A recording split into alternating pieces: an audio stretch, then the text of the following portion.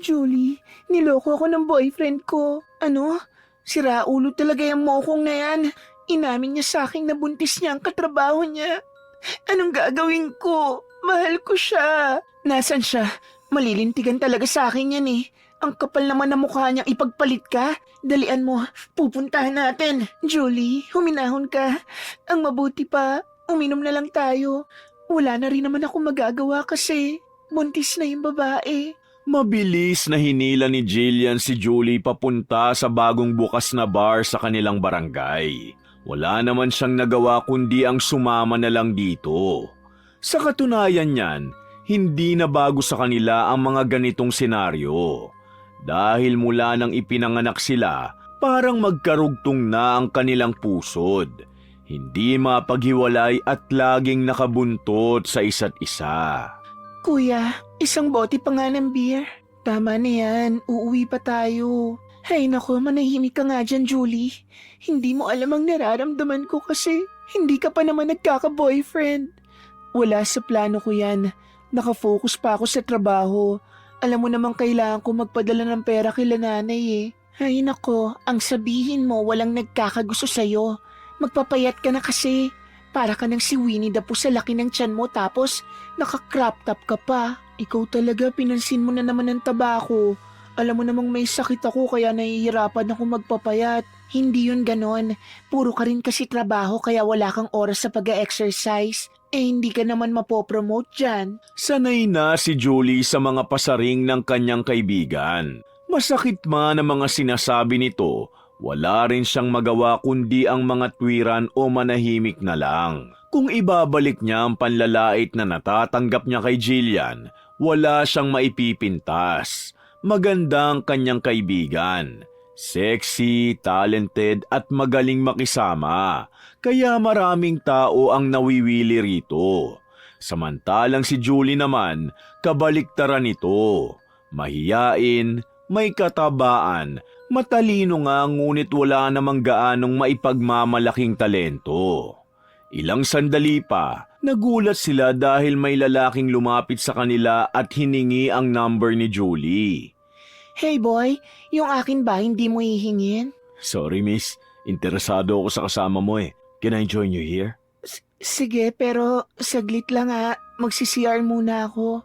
Psst, Pogi, anong nagustuhan mo sa kaibigan ko? Kita mo naman na parang puputok ng kanyang pantalon, oh. Hindi ko rin alam pero nagagandahan ako sa kanya. Ha? Malinaw ba ang mata mo? Sa bagay, medyo madilim dito. Pairam ng phone mo. Ha? Bakit? Isisave ko rin ang number ko. Just in case na luminaw ang mata mo kinabukasan. Tumawa si Jillian ng mainhin at mapang-akit. Hinawakan niya rin sa hita ang lalaki ngunit mabilis itong umiwas kaya nakaramdam siya ng inis. Ibinagsak niya ang bote sa mesa ng pagalit. Wow, ayaw mo talaga sa akin? Gusto mo talaga sa kaibigan ko? Dati yung pokpok. Alam mo ba, nakipagrelasyon yun sa matanda para lang makapasok sa trabaho dito sa Manila. Kaibigan ka ba talaga niya? Bakit parang sinisiraan mo siya kapag wala siya sa harap mo? Che, nagsasabi lang ako ng totoo. Kung ayaw mong maniwala, ikaw rin, baka mamaya mahawaan ka pa niya ng sakit niya. Umalis ang lalaki at bumalik sa mga kaibigan nitong nagtatawanan. Samantalang nagtataka naman si Julie sa masamang titig at mataray na pag-irap sa kanya ni Jillian. Ilang sandali pa, napansin niya na wala na rin sa tamang wisyo ang kanyang kaibigan, kaya isinakay niya na ito sa taxi pauwi ng apartment nito. Kinabukasan ay nagkausap muli silang magkaibigan. Julie, nag-text na ba sa'yo yung lalaki sa bar? Mukhang type ka pero hindi natin alam kung hanggang kailan kanya magugustuhan. Oo, masyado ngang makulit kaya hinahayaan ko na lang. Wow, pakipot ka pa. Alam ko namang gusto mo rin ng idea na may nagkakagusto sa'yo. Alam mo, Jillian, asikasuhin mo na lang yung mga requirements mo para makuha ka na sa trabaho. Oo na, gagawin ko na. Basta best friend, ikaw na bahala sa akin Close naman kayo ng manager mo eh. Kaya sabihin mo na i-hire agad ako. Alam mo naman, 3 months na akong walang trabaho. Kaya gawin mo ang lahat para matanggap ako Oo na, ako nang bahala. Hindi mahirap para kay Julie na ipasok ang kaibigan sa kumpanyang kanyang pinagtatrabahuhan dahil naging maganda ang reputasyon niya rito. Nakilala siya bilang napakahusay sa paggawa ng bagong produkto at pagresolba ng mga problema ng kanilang department. Jillian, so ano? Magkababata kayo ng aming soon-to-be manager? Oo, at marami kayong hindi alam tungkol sa kanya. Katulad ng ano? Masyado kasing tahimik si Ma'am Julie, kaya wala kami masyadong alam. Tahimik pero nasa loob ang kulo.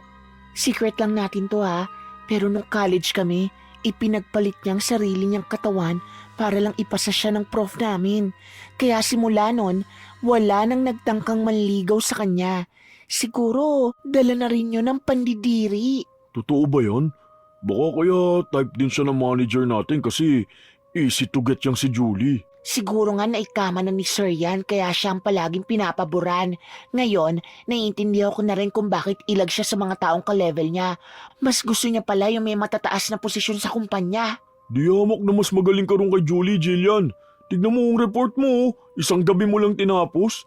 Kung mas nauna ka lang kay Julie, nako, baka ikaw ang magiging manager namin dito. Lumapad ang ngiti ni Jillian nang marinig ang lalaki't babaeng katrabaho nila. Lalo na sa mga reaksyon nito sa gawa-gawang kwento niya na nakapagbigay sa kanya ng mas matinding emosyon upang lalong siraan ang kaibigan. Nagagawa niya yon sa kabila ng si Julie ang nasa likod ng magagandang presentation ni Jillian. Sinasalo nito ang lahat ng gawaing ibinibigay sa kanya na hindi nito mapanindigan. Sir, ano pong nagustuhan niyo kay Julie? Marami po kasing mga empleyado na kinu-question ang pagpili mo sa susunod na manager. Magaling si Julie. Malaki na rin ang naiambag niya sa department natin. Bakit? May problema ba? Wala naman po. Nagtataka lang ako kasi nung hindi pa po siya nagtatrabaho rito, palagi ko po siyang tinutulungan sa mga report at project proposals niya. Totoo ba yan? Hangang-hanga pa naman ako sa kanya kasi sabi ko napakatalinong bata. Opo sir, at saka nung college po kami, naku, muntik na yan ma-kick out dahil kinopya ba naman yung thesis ng kaklase namin? Ha? I'm so disappointed. Hayaan mo, at gagawa ko ng panibagong listahan kung sino ang mga candidate para sa posisyong ito. Walang kamalay-malay si Julie na ang inaasahan niyang promotion ay hindi na matutuloy dahil sa paninira ng kanyang kaibigan. Marami rin siyang katrabahong naging ilag sa kanya, ngunit hindi naman niya alam ang dahilan nito. Ma'am Julie, may nagpapabigay po sa inyo ng bulaklak galing daw po sa boyfriend mo. Salamat Manang Guard. Boyfriend, baka naman binili mo lang yan para sa sarili mo, Julie. Kaloka ka naman, Mars. Alam naman namin dito wala kang boyfriend, no? May nagkakagusto pala sa'yo, Ma'am Julie. Nako, 30 years old na yung mom nyo. Baka desperada na kaya kung sino na lang ang magkagusto sa kanya, papatulan niya na. Kanino ba kasi yan galing? Sa boyfriend ko. Naalala mo ba si Patrick? Boyfriend ko na siya. Magdadalawang buwan na. Pilit nang umiti si Julie bago nagtungo sa office nito. Hindi niya maiwasang makaramdam ng lungkot at inis dahil hindi man lang nilugar ng kaibigang si Jillian ang mga biro nito tungkol sa kanya. Ilang sandali pa, pumasok ang kanilang manager at kinausap si Julie. Julie, gusto sana kitang kausapin tungkol sa promotion. Ano po yun, sir? Na-realize ko kasi na masyado kitang pinapaboran. Kaya hindi ko napansin na hindi pa sapat ang qualifications mo para sa posisyong ito. Pero sir... Pasensya ka na. Nakita ko na may mas deserving pa kaysa sayo. Hindi na hinayaan ng kanilang manager na usisain pa ni Julie ang dahilan kung bakit hindi na siya mapopromote. Masakit ito para kay Julie at wala na siyang magagawa kundi tanggapin na lang ang desisyon nito. Paglabas niya ay sinalubong agad siya ng kaibigan niya sa trabaho na si Emiel. Mars, anong sabi sa'yo ni sir? Hindi ka na mapopromote? Ha?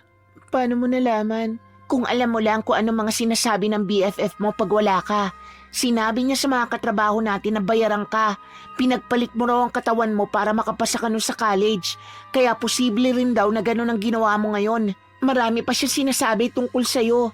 Pati na rin yung mga project proposals mo noon, idea niya raw. Ha? Nagbibiro ka ba? Best friend ko si Jillian. Kaya hindi niya yun magagawa.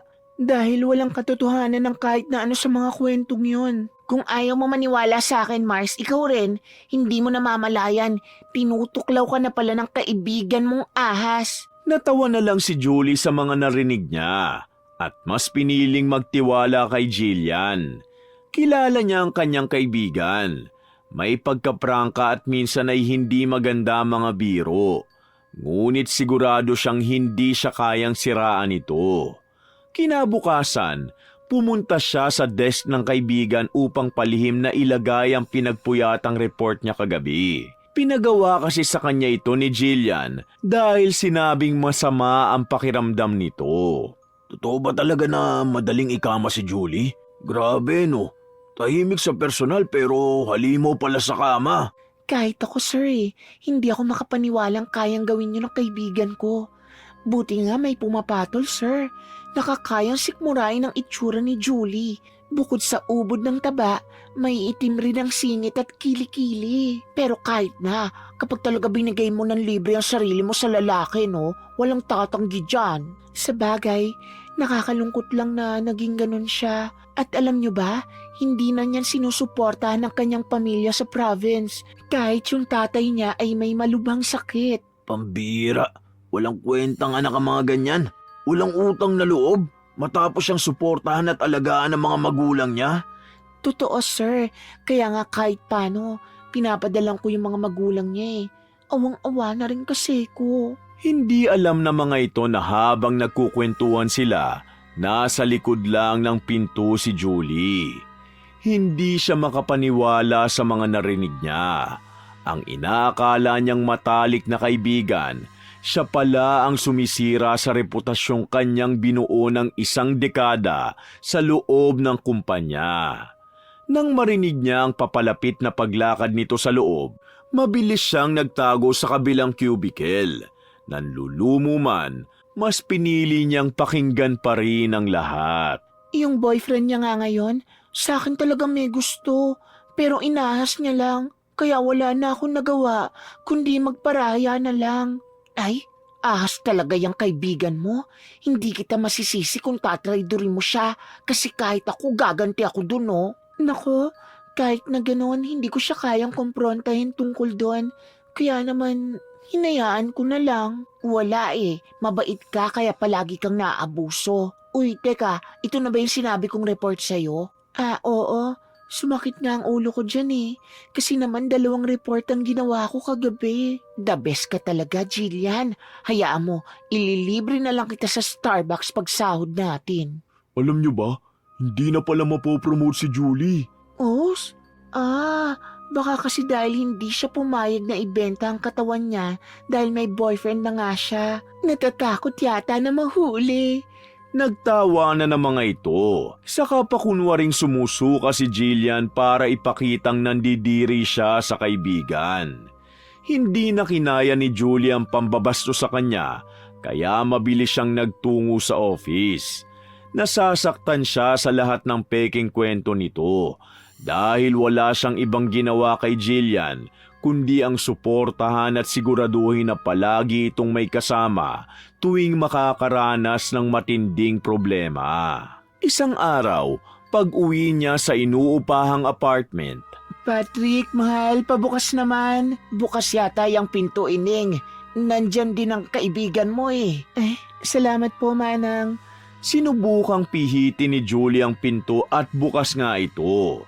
Kaya agad din siyang pumasok sa loob ng apartment. Nagtataka naman siyang umupo habang hinuhubad ang kanyang sapatos dahil sa mga nagkalat na gamit sa sahig. Nakarinig din siya ng mga mahihinang impit ng isang babae sa loob ng kanyang kwarto. At dito tumambad ang kanyang kaibigan at kasintahan na naghahalikan sa sulok ng silid. Walang hiya kayo, mga baboy! Mahal? Sumulpot ka na naman. Pagkakataon ko na sana to eh. Buisit ka talagang babae ka. Humanda ka sa akin. Ang lalaki kanina nakasandal sa pader, biglang bumagsak sa sahig, kasabay ng malalakas na paghilik dahil sa sobrang kalasingan nito. Nagdilim naman ang mga mata ni Jillian. Siya pa ang galit na sumugod kay Julie. Sinapok ito ng ubod ng lakas. Hinablot niya rin ang buhok ng kaibigan at walang awang hinila pababa saka pinagsasampal. Gumanti naman si Julie ng sampal at kalmot, kaya agad din siyang nakawala. Ang kapal na mukha mo. Pagkatapos kitang tulungan sa lahat, ganito lang ang igaganti mo sa akin. At ikaw pa ang galit. Manahimik ka dyan, tababoy ka. Wala kang tinulong sa akin. Lahat ng sayo dapat sa akin. Si Patrick, yung work mo, lahat ng mamahaling gamit na meron ka, dapat sa akin. Naririnig mo ba ang sarili mo? Lahat ng meron ako dahil yun sa paghihirap ko, sa pagtitipid ko, sa pagtsatsaga ko. Kaya anong karapatan mong angkinin lahat? Nanahimik ako, Jillian. Lahat ng paninira mo sa akin, pati na rin pagsabotahe mo sa promotion ko, pinalampas ko. Hindi mo naman deserve ang lahat ng yun eh. At sisiguraduhin ko na wala sa iyong mapupunta kahit alin sa mga yon. Sa akin na rin si Patrick. Hindi ka pwede maging masaya sa buhay mo. Matapos ang insidenteng yun, nawalan na ng ganang pumasok sa trabaho si Julie. Hindi rin siya kumakain o lumalabas man lang ng apartment. Malinaw na rin para sa kanya na niloko siya ng kanyang kasintahan, kaya hindi niya na ito magawang harapin. Matapos ang ilang linggo, napagpasyahan niya na rin pumasok sa trabaho. At bumungad naman sa kanya ang kanyang kaibigang si Emiel. Mars, 2 linggo ka ring nawala ah. Naku, nung nawala ka rito, ang daming kwento tungkol sa'yo. Pumasok si Jillian na puno ng pasa at sugat. Ang sabi niya, binugbog mo raw. Kaya umanda ka dahil baka kausapin ka ni boss. Ay, pumasok na pala ang ahas at basagulerong Ma'am Julie natin. Real quick, from promotion to demotion si Julie. Julie, halika sa office ko. Kailangan natin mag-usap. Kung balak niyo po akong paalisin sa kumpanya, hindi na po kailangan. Ito na po ang resignation letter ko. Salamat. Nagulat ang mga katrabaho niya at sabay-sabay na nagbulungan. Samantalang si Jillian naman, malapad nang ngumiti sa gitna ng kumpol ng mga empleyado. Taas noong naglakad si Julie bitbit ang ilan niyang mga gamit. Medyo malaki ang kanyang naipon sa pagtatrabaho, kaya kahit 1 taon siyang magpahinga, hindi siya magiging pabigat sa kanyang pamilya. Nakapagsabi na siya sa landlord niya na uuwi na siya ng probinsya, kaya naging mabilis din ang pag-asikaso niya bago umalis. Manong, 10 biyahe to. Wala po kasing lang nakalagay sa labas. Sa Kapalongga, iha. Saan ka bababa? Dumadaan din kasi kami sa Bagong Silang. Sa Kapalongga rin po ang baba ko, Manong. Sige iha. Doon ka na lang umupo sa kanan, malapit sa bintana. Yung iba kasi naka-reserve na. Sige po, Manong. Maraming salamat po. Dumiretso si Julie sa upuang itinuro ng konduktor. Ilang sandali pa, umandar na ang pampasaherong bus. Sa labas, nasisinaga ng araw ang mga kalsadang dinaraanan nila. Ang mga maliliit na sasakyang nagmamadaling dumaan at ang mga taong tila abala sa kanika nilang mundo. Habang pinagmamasdan niya ang tanawin sa labas ng bintana, unti-unting bumalik sa isip ni Julie ang mga alaala ng sakit na pilit niyang inaalis sa isipan. Doon, sa gitna ng pag-ugoy ng biyahe, hindi niya na napigilang mapaluha. Iha, anong nangyayari sa'yo? Bakit ka umiiyak? May masakit ba sa'yo? Wala po, Lola. Sigurado ka ba, Iha? Sobrang mugto ang mga mata mo. Ano palang pangalan mo? Julie po. Ayos lang po talaga ako, Lola. May iniisip lang po ako. Ay, ganun ba? Ay, nako. Hindi man tayo magkakilala, Iha. Sana'y maging maayos ka. Kung ano man ang pinagdadaanan mo, tandaan mong lilipas din yan. At kung may nanakit man sa'yo, hayaan mo. Ang karma na ang bahala. Ipagdarasal kita. Nang marinig yon, lalo pang napaluha si Julie at bigla niyang niyakap ang matanda, na agad ding yumakap sa kanya. Kahit hindi sila magkakilala, pakiramdam ni Julie na iintindihan siya nito. Doon niya nailabas ang sakit at kwento ng mga nangyari. Buong biyahe, mahina ang pag-iyak at pagkukwento niya. Pagsapit sa destinasyon, medyo kumalma na rin siya. Sayang, ang ikli lang ng oras ng pagsasama natin, Iha. Kaya nga po saan po pala kayo rito sa Kapalongga, Lola? Sa Kalabaka ako. Medyo malayo po pala sa lugar ko. Poblasyon po kasi ako. Oo nga, sana'y magkita pa tayo. Pumupunta ako minsan sa Kapitolyo. Dumadaan ako sa poblasyon. Ganun po ba? Maraming salamat po sa magagandang salita, Lola. Medyo gumaan po ang pakiramdam ko dahil sa inyo. Nako, walang anuman. Gusto mo ba tulungan kita para maparusahan niyang kaibigan mo? Paano po? Tawagan mo ang numerong ito. Tinanggap ni Julie ang papel na inabot ng matanda at tinignan ang numerong nakasulat doon.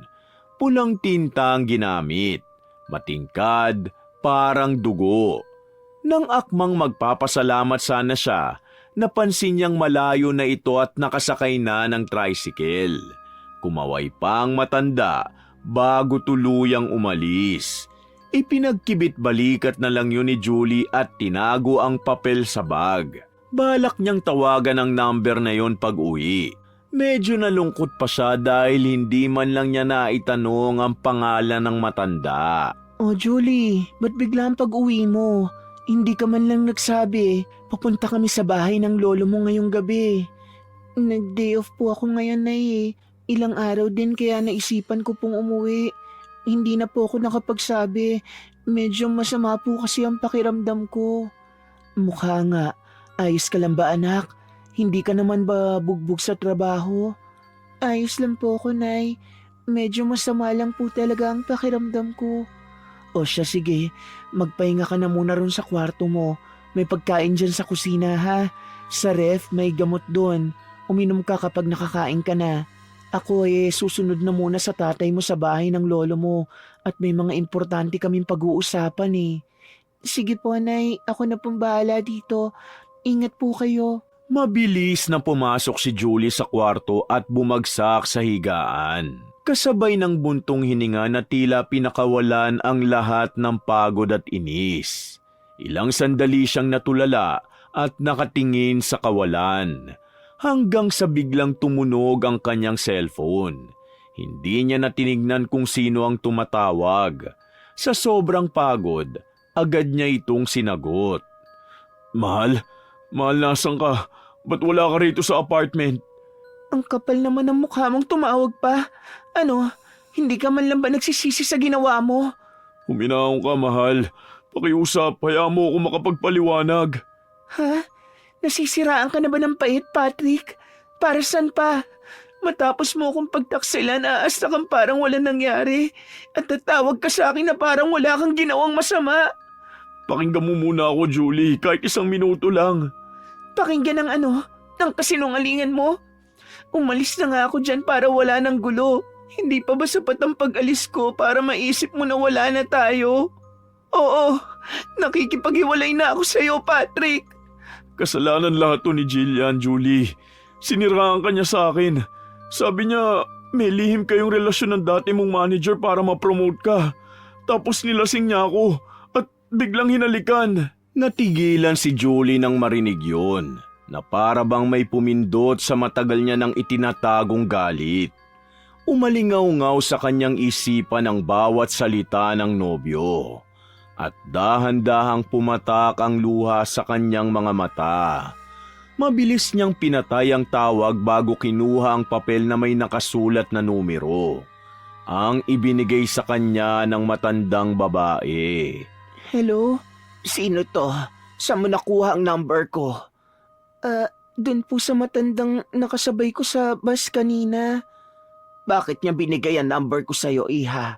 Alam mo bang bawal yon? Hindi mo alam ang pinapasok mo. Pasensya na po.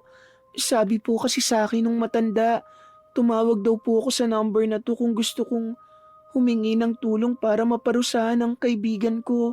Kulam ang tinutukoy niyang tulong na ito, Iha. Kulam? Nagulat si Julie sa narinig. Ngayon niya lang nalaman na totoo pala ang kulam. Napalunok siya at halatang nag-aalangan, ngunit nanaig ang galit. Sa huli, pinili niyang ipakulam ang kaibigan. Umaasang sa ganung paraan, makakabawi siya sa sakit na naramdaman. Gusto ko pong ipakulam ang kaibigan ko. O sige, gagawin ko ng walang kapalit dahil ang nanay ko mismo ang nagbigay ng numerong to sa'yo. Ibig sabihin malala ang naging lagay mo. Ano bang pangalan mo, Iha, at ang pangalan ng ipapakulam mo? Ang pangalan ko po, Julie. At yung ipapakulam ko po, yung plastic kong best friend, si Jillian po. Yun po ang pangalan niya. Ana ang pangalan ko, Iha, at gagamitan natin ng matinding kulam ang kaibigan mo. At sinasabi ko sa iyo, walang awa ang kulam na ito, na hindi basta nawawala kung hindi magsisisi at magbabago ang ipakukulam mo. Wala na po akong pakialam kung walang awa ang kulam na yan. Dahil ganun din naman pong ginawa sa akin ng best friend ko. Talagang desidido ka na. Kung ganon sabihin mo lahat sa akin ang ginawa sa inang kaibigan mo. Nang sa ganon maging refleksyon nyo ng mararanasan niya. Kailangan mo ring punitin ng isang larawan na magkasama kayong dalawa habang ginagawa ko ang pangungulam. Sinunod ni Julie ang utos ni Aling Ana. Ibinuhos niya sa mangkukulam ang lahat ng hinanakit. Ang lahat ng pagtataksil, pagpapanggap at mga gabing halos masiraan siya sa pag-iyak. At ang pag-asang unti-unting naglaho. Tahimik lamang ang matanda habang nakikinig. Baka sa mga mata ang awa at pag-unawa. Pagkatapos, kinuha ni Julie ang larawan nilang magkaibigan sa loob ng frame. Tinitigan niyo ng matagal. Sa kamarahang pinunit sa gitna. Kasabay ng pagkapunit ng litrato, tila may bahagi rin ng sarili niya ang tuluyang nadurog. Sa parehong sandali, nagsimulang kumilos ang mangkukulam upang isagawa ang matinding parusa para sa kanyang kaibigang si Jillian. Napunit ko na po, Aling Ana. Mabuti kung ganon. Tapos ko na rin ang pangungulam sa kanya. Talaga po? May epekto na po ba sa kanya ito ngayon? Oo, Iha. Hindi pa ganun kalala ngayon. Pero bukas mas lalala pa. At sa mga susunod na araw, lalo siyang mahihirapan. Asahan mo na magsisimula na ang kaparusahan niya. Maraming salamat po, Aling Ana. Tatanawin ko po tong utang na loob.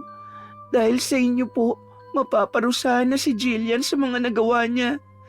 At sana, kahit ganun, ito na rin po ang maging dahilan ng pagbabago niya. Tingnan natin. Sige na, Iha. Ibababa ko na ang tawag dahil may panibagong kliyente ulit. Sige po, Aling Ana. May galit at lungkot pa rin sa puso ni Julie.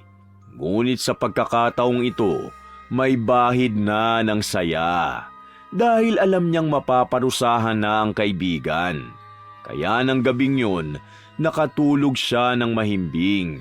Samantalang sa kabilang dako, ang kaibigan niya ay nagpipigil ng iyak habang nilalamo ng matinding pangangati ang kanyang balat. Diyos ko, ano ba nangyayari? Ang kati-kati ng balat ko. Aray ko, ang kati. Bakit nagkakabutlig-butlig ang mga balat ko? Rashes ba to? O allergy? Baka dahil sa kinain ko. Buwisit naman. Baka dahil to sa binigay na pagkain ni Emiel. Kaibigan pa naman yun ng matabang Julie na yon. Nakakainis. Binuksan ni Jillian ang ilaw ng kwarto at humarap sa salamin. Napaatras siya sa gulat nang makita ang sarili. Puno ng pantal ang kanyang katawan, namumula at nagsusugat-sugat. Nakakadiring pagmasda na para bang unti-unting kinakain ng sariling balat. Ano to? Nakakadiri! Humanda sa akin yung si Emiel. Siyang may gawa nito sa akin. Wisit, parehong-pareho talaga sila ni Julie. Nasa loob ang kulo. Kailangan kong tawagan si Patrick. Kailangan kong tulong niya. O kaya naman, ang ilang katrabaho ko na kaibigan ko na rin. Aray ko ang kate! Wisit! Tinawagan ni Jillian si Patrick, ngunit hindi ito sumagot. Lalong sumidhi ang inis sa kanya. Alam niyang iniiwasan na siya ng lalaki. Sino ba naman ang gustong makipag-usap sa taong nilinlang at nilasing mo lang para makuha ang gusto mo? Sa inis at pagiging desperado, sinubukan niyang tawagan ng ilan pa niyang katrabaho. Ngunit gaya ni Patrick, wala ni isang sumagot. Mga buwisit, hindi talaga kayo maaasahang lahat. Pare-pareho lang talaga kayo. Mga maiitim ang budhi. Kaya ko naman ang sarili ko eh. Hindi ko kayo kailangan. Bakit ba ako humingi sa inyo ng tulong? Mawawala rin to. Iinom na lang ako ng gamot. Pero humanda kayo sa akin. Ako na ang manager nyo. At pagtatatanggalin ko kayong lahat. Parang nababaliw na si Jillian sa tindi ng galit at inis sa mga nangyayari sa kanya. Muling tumingin siya sa salamin at napaurong sa nakita. Parang natutunaw ang balat niya. Mas tumitindi ang hapdi sa bawat galaw. Agad siyang uminom ng gamot sa allergy. Iniisip na baka may kinain lang siyang hindi hiyang. Ilang minuto pa, tila nawala ang pangangati, kaya pinili niyang matulog. Umaasang paggising niya ay magiging maayos na ang lahat. Ngunit nagkamali siya. Kinaumagahan, mas lumala pa ang lahat. Nagising siya sa matinding sakit ng tiyan na parang may lumulobo sa loob niya. Dahil doon ay nagsimula na siyang magsuka ng maitim na likido habang ramdam ang matinding pamamaga ng kanyang bibig. At sa sandaling yun, alam niyang may mas malalim na nangyayari sa kanyang katawan. Aray, tulungan niyo po ako. Ang sakit. Hindi na ako makalakad. Diyos ko, maawa kayo sa akin. Anong nangyayari sa katawan ko? Tulungan niyo ako. Anong gagawin ko? Kailangan kong tawagan si Patrick para madala ako sa ospital. O kaya si Emiel o si Julie. Bakit ayaw nilang sumagot? Kahit si Mama ayaw ding sumagot sa akin. Si Julie na lang. Julie, please, sagutin mo ako. Nagulat si Julie nang biglang mag-ring ang kanyang phone. Agad niya itong sinagot. Umaasang si Patrick ang nasa kabilang linya. Ngunit halos mahulog ang cellphone sa kamay niya nang marinig ang boses sa kabilang dulo. Mahina at paos na dumadaing. Si Jillian. Tulungan mo ako, Julie. Pakiusap. Hindi ko na kaya. Ang kapal naman ng mukha mong tumawag pa sa akin, Jillian. Tapos manghihingi ka ng tulong. Saan mo kinukuha ang kapal ng mukha mo? Julie, ngayon lang. Kahit ito na ang huli. Kailangan ko ang tulong mo. Ang dami nangyayari sa katawan ko na hindi ko maipaliwanag. Mamamatay na yata ako. Bakit hindi ka tumawag sa doktor? Mukha ba akong doktor, ha, Jillian? Wala akong number. Kailangan ko nang makapunta sa ospital, Julie. Kung hindi... Umalingaw-ngaw sa linya ang tunog ng pagbagsak ng katawan ni Jillian sa sahig. Napatigil si Julie. Bigla siyang kinabahan. Baka kung ano na kasi ang nangyari sa kaibigan niya. Kahit may galit pa rin siyang nararamdaman, hindi niya maiwasang maawa. Sa kabila ng lahat, may pinagsamahan pa rin sila. Kaya kahit labag sa loob niya, agad niyang tinawagan ang pinakamalapit na ospital sa apartment ni Jillian. Mabilis namang rumisponde ang ospital at agad nagpadala ng ambulansya. Nasaan ako? Nasa ospital ka, miss. Mabuti at gising ka na. Ilang araw ka ring nakatulog. Ano po bang nangyari sa akin? Ang masasabi ko lang ay nagkaroon ka lang ng viral infection. Nagkaroon ng konting pamamaga sa lalamunan mo. At kakaibang allergy sa balat na hindi namin matukoy. Unang beses pa lang ako nakakita ng ganong case. Wala kang malay nang dinala ka rito sa ospital. Mabuti tumawag sa amin yung kaibigan mo para madala ka rito. Dahil kung hindi, baka kung ano na nangyari sa'yo. Ganun po ba? Maraming salamat po. O siya, sige. Maiunan muna kita. Babalik ako mamaya para i-check ka ulit. Napabuntong hininga si Jillian nang umalis ang doktor sa silid. Sa katahimikan, unti-unting bumalik sa isip niya ang lahat ng nagawa niyang kalapastanganan kay Julie. Sa kabila ng sakit na naidulot niya, nagawa pa rin itong magmalasakit. Totoo pa rin ito sa kanya hanggang sa huli. Hindi tulad ni Patrick o ng mga katrabaho niyang bigla na lang naglaho. Si Julie lang ang nanatili. Doon niya naramdaman ang bigat ng kahihiyan at ang mabigat na kirot ng pagsisisi na unti-unting bumabagabag sa dibdib niya. Kinuha niya ang cellphone sa gilid at tinawagang muli ang kaibigan. Hello? Hello, Julie? Oh, kumusta ka na? Maayos na, Julie. Mabuti naman kung ganon. Julie, gusto kong humingi ng tawad sa'yo sa lahat ng nagawa kong mali. Sa lahat ng pambabastos at paninira ko sa'yo. Hindi ko alam kung anong sumapi sa akin kung bakit nagawa kong lahat ng yun. Siguro, kasi naiinggit ako. Naiinggit ako dahil kaya mong gawin ang mga bagay na hindi ko magawa. Dahil ikaw kahit nasasaktan, tumatayo pa rin. Julie, sorry talaga. Hindi ito ang tamang oras para dyan, Jillian. Magpagaling ka na lang. Pinatay ni Julie ang tawag. Hindi niya kayang pakinggan ang lahat ng yon. Hindi pa siya handang magpatawad. Ngunit sa kabila ng sakit, may bahagyang ginhawang sumilay sa kanyang puso. Masaya siyang marinig na tila nagbabago na ang kanyang kaibigan. Si Jillian naman ay napayuko at may lungkot sa mga mata nang marinig ang pagputol ng linya. Ngunit hindi siya nagalit. Alam niyang ang pagpapatawad ay hindi agad ibinibigay. Pinaglalaanan niyo ng oras.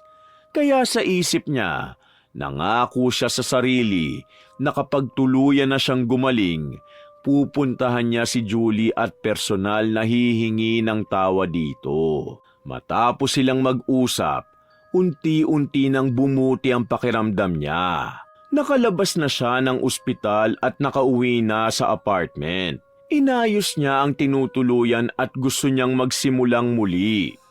Pagkatapos, nagtungo siya sa kumpanya upang magbitiw sa pwesto. Para sa kanya, hindi siya karapat-dapat sa posisyong yon. Nang matapos ang lahat, umuwi siya sa probinsya kung saan sila lumaki ni Julie. Alam niyang naroon ito at iisa lang ang laman ng isip niya. Humingi ng tawad ng harapan at taus-puso. Julie, nandyan ka ba sa loob? Sino yan? Ako to, si Jillian. Oh, anong ginagawa mo rito? Pumasok ka. Pumunta ako para personal na humingi ng tawad sa'yo. Sa lahat ng nagawa kong mali, Bes. Sa lahat ng sakit na binigay ko. Sobrang sorry. Alam kong hindi mo ako agad mapapatawad. At ayos lang. Ang mahalaga na sabi ko sa wakas ang totoo. Hindi pa rin okay ang lahat sa akin, Jillian. Pero sa nakikita ko ngayon sa'yo, masaya ako. Kasi nagbago ka na. Ikaw na yung batang Jillian na nakilala ko. Salamat dahil humingi ka ng tawad. Pero sorry dahil hindi pa talaga ako okay para patawarin ka. Pwede naman tayong mag-usap, pero hindi na nga lang katulad ng dati. Okay lang, maghihintay ako hanggang sa tuluyan mo na akong mapatawad. Hindi man maibabalik ang pinagsamahan natin. Ayos lang. Ang mahalaga, magkaayos tayo kahit may distansya na. Matapos yun, marami nang nagbago sa pagkakaibigan nilang dalawa. Unti-unti ring napatawad ni Julie si Jillian. Hindi man naibalik ang dating samahan nila. Ang mahalaga, may natuto at humingi ng tawad. At mayroong nagpatawad. Wakas!